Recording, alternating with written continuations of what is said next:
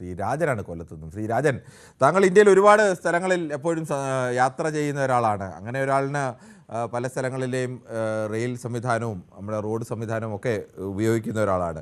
കേരളത്തിൽ യഥാർത്ഥത്തിൽ അങ്ങനെ ഒരു വികസനം, അങ്ങനെ വേഗത്തിൽ തെക്ക് വടക്ക് എത്താൻ കഴിയുന്ന തരത്തിലേക്കുള്ളൊരു മാറ്റം അനിവാര്യമല്ലേ?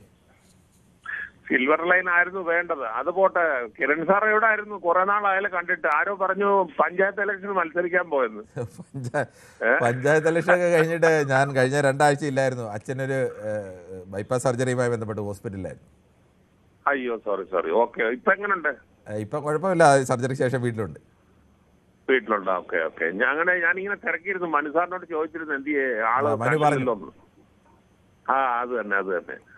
എന്നിട്ട് ഞാൻ പറയുന്നത് എന്താ ചോദിച്ചാല്, ആക്ച്വലി ഇതേക്കോ ഞാൻ ഈ അഹമ്മദാബാദ്, മുംബൈ ഇപ്പൊ സിൽവർ ലൈൻ ഓടാൻ തുടങ്ങുവാണ്. 6 മാസം കഴിയുമ്പോൾ എനിക്ക് തോന്നുന്നു അത് ഓടുമെന്ന്. കാരണം വെച്ചാൽ അതിന്റെ വണ്ടിയെല്ലാം വന്നു കഴിഞ്ഞു.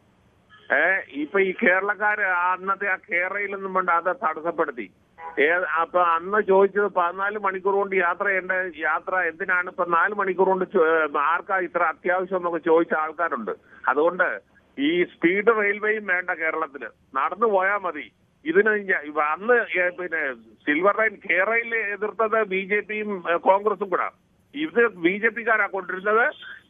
UDF LDF കൂടി എതിർക്കും. ഒരു കാരണവശാലും ഇത് നടത്തത്തില്ല. നടന്നു പോയാൽ മതി കേരളക്കാര്. ഓക്കെ, ശരി. ശ്രീ പ്രസന്നനാണ് മാളയിൽ നിന്നും. ശ്രീ പ്രസന്നൻ, താങ്കൾക്ക് എന്താണ് ഈ അതിവേഗ റെയിൽ കേരളത്തിൽ വരുന്നതിനെ കുറിച്ചുള്ള അഭിപ്രായം? നമസ്കാരം സാർ. ഈ നമ്മുടെ നാട്ടില് ഈ ജനസാന്ദ്രതയാണ് ഒരു പ്രധാന തടസ്സം. ഞാനിപ്പോ മുമ്പ് ഒരു 50 കൊല്ലം മുന്നേ ഞാൻ തിരുവനന്തപുരത്തേക്ക് വണ്ടി ഓടിച്ചു പോകുമ്പോ എറണാകുളത്ത് നിന്ന് തിരുവനന്തപുരത്ത് എത്തണമെങ്കിൽ ഒരു 6 മണിക്കൂർ വേണം. ഇന്നും ഇപ്പോൾ ഏകദേശം 6 മണിക്കൂറൊക്കെ തന്നെ വേണം. ഈ വഴികൾ കുറെ നന്നായിട്ടുണ്ട്, പക്ഷെ വണ്ടികളുടെ എണ്ണം കൂടി. അത് കാരണം നമ്മുടെ നാട്ടില് ഈ എന്താ പറയാ വികസിത രാജ്യങ്ങളൊക്കെ നോക്കുമ്പോൾ അവരിപ്പോ 350-400 കിലോമീറ്ററിലൊക്കെ ട്രെയിൻ ഓടിക്കുമ്പോൾ നമുക്കൊരു 120 കിലോമീറ്ററെങ്കിലും ട്രെയിൻ ഓടിക്കാനുള്ള ഒരു സംവിധാനം പണ്ടേ വരേണ്ടതായിരുന്നു.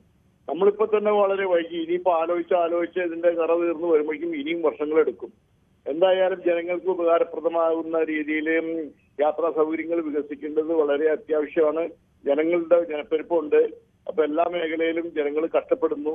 കുറെയൊക്കെ നല്ല ഈ തുക കൊടുത്തുകൊണ്ട് തന്നെ ജനങ്ങളെ അവിടെ നിന്ന് മാറ്റിപ്പാർപ്പിക്കാനുള്ള സംവിധാനം ചെയ്തുകൊണ്ട് എന്ത് പേരിട്ടാലും, സിൽവർ ലൈൻ ആയാലും കേരളയിലായാലും ഈ ഗോൾഡ് ലൈൻ ആയാലും എന്ത് ലൈൻ ആയാലും പേരിട്ടാലും ശരി, നല്ല രീതിയിൽ ജനങ്ങൾക്ക് അത്യാവശ്യം വേഗത്തിൽ എത്തിച്ചേരാനുള്ള സൗകര്യങ്ങളൊക്കെ അധികാരികൾ ചിന്തിച്ച് നടപ്പാക്കണം എന്നാണ് എന്റെ അഭിപ്രായം.